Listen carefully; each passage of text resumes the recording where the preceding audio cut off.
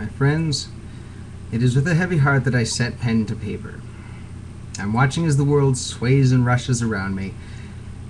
I don't know if my words will fly true, but I will send them nonetheless, and hope that they find in you a fellow human being who, like me, is disturbed at the sliding condition of the country we have known and trusted. I hope these words find a fellow parent, patriot, rebel, and countryman who is concerned, even angry, at what you see happening. If you, like me, fear that we are in the last days of our republic and fear for the future of your family and friends, this message is for you. Why am I writing? The new House of Representatives Health Care Resolution, H.R. 3200, has done much to reveal the character of those who would rule. The writers of this House resolution have, through their actions, shown that they do not wish to represent the will of the populace that they purport to do. They have shown that they do not wish to defend the freedoms they swore an oath to uphold and protect, but rather to establish a far-reaching framework of arbitrary, authoritarian control over the lives of U.S. citizens. This House resolution, and the reaction of the American citizenry to it, is the catalyst for my action, but it is not my primary concern.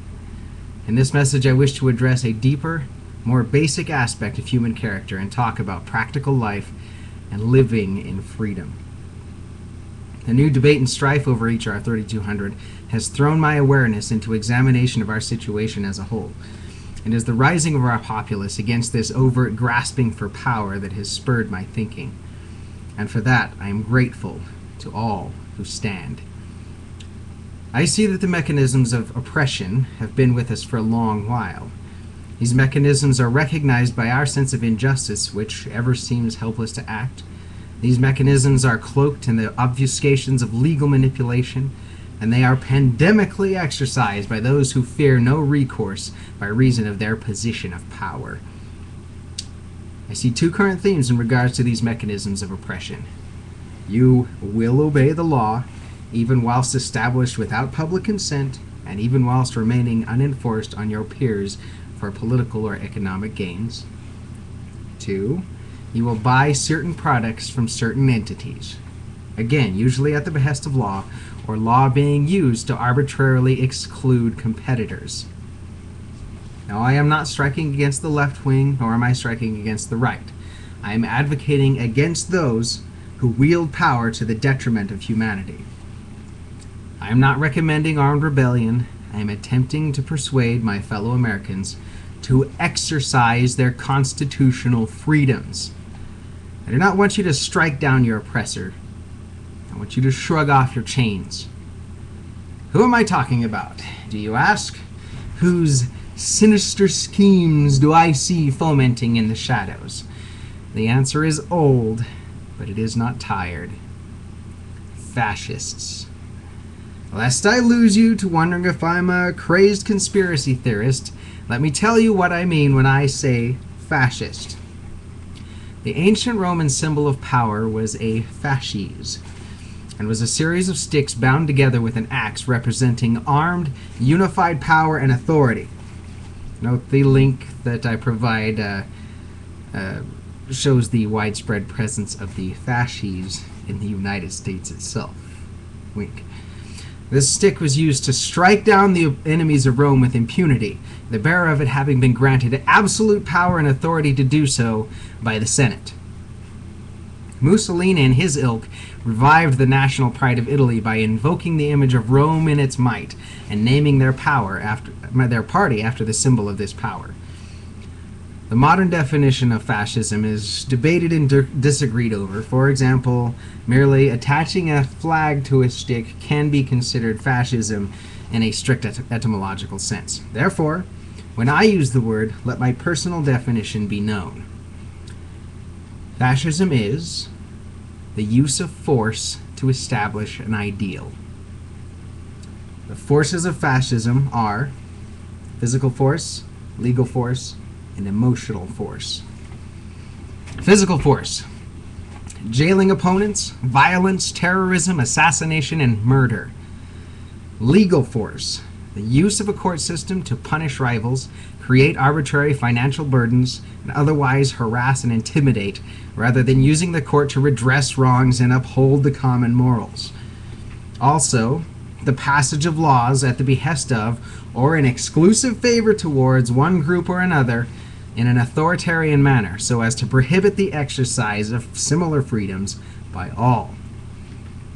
Emotional force, laying guilt rather than debating moral merit, bringing accusations of racism, discrimination, greed, etc., instead of addressing or discussing the issue, invoking the names of noble causes without honoring their spirit, interrupting, stirring up rage and euphoria alike with the sole cause of directing that emotional impetus against one's enemies, bombarding in order to overwhelm and silence rather than persuade, coercing rather than convincing.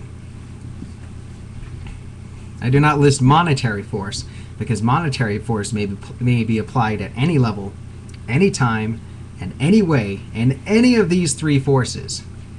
Greater monetary resource, therefore, grants greater opportunity and expands ability to bring these forces to bear.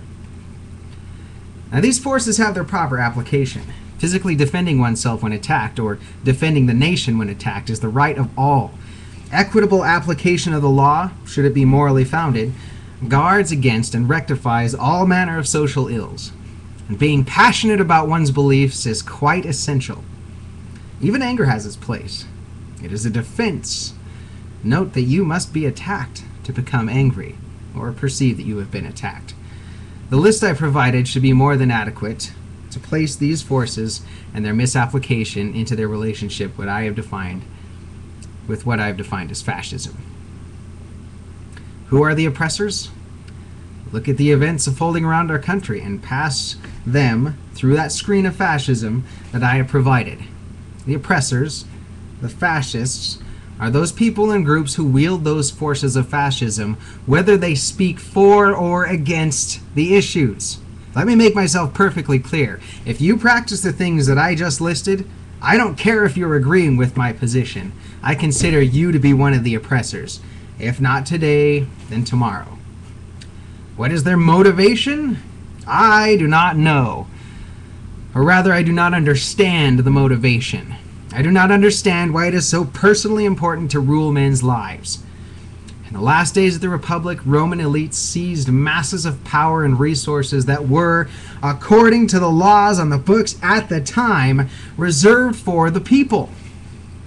This wealth was short, irrelevant comfort for those who lost everything when the barbarians came dumping over the border, and there was no strong countryman with a personal stake left to stand in their way. History has lessons for us all.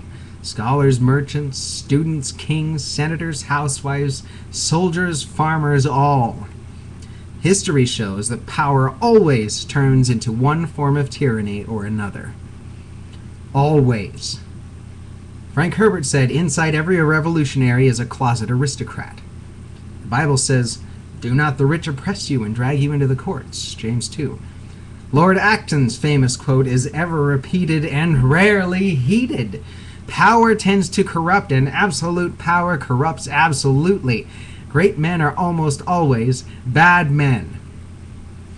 Thomas Jefferson said, aristocrats fear the people and wish to transfer all authority to the higher classes of society.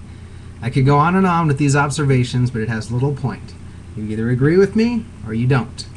You see the abuse of power as an evil, or you don't. How do we counter it?